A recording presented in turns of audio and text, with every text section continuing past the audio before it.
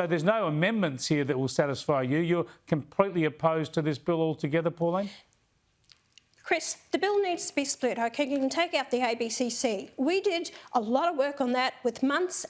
Years ago, it was in 2017, and we actually helped the government with their legislation to improve it, to make it better. So anyway, we've been through that. We've been through ROC. We actually know that they are in place and they are protecting businesses and especially the construction industry, I should say, from the unions, and it stopped the thuggery that was going on. Now, I asked the Commission, I went to Fair Work Commission, I asked them the question, I said, how many businesses have you actually sat down? And I said, you're pushing for higher wages, enterprise bargaining. Have you really investigated to ask if businesses can afford this, what you're going to do to them?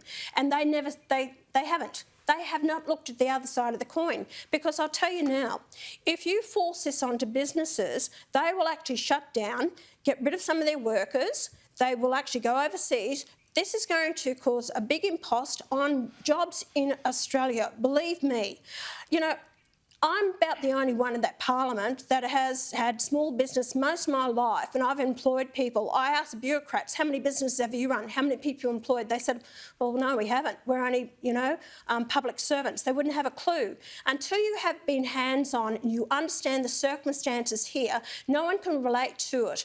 And it's a big push by the unions to get back the monies they invested in the Labor Party, and that's what this is all about. There's no common sense. And I hope that David Pocock, and I don't believe he can handle the pressure on him with all the other legislation to really get his head around this. So I'm hoping that the small coalition of crossbench that is here, that we can actually then come to an agreement and pull out of part of the legislation what needs to be thrown out of the legislation and stand our ground with this, and then say, right, then we look at the rest of the legislation and any amendments that might be put up.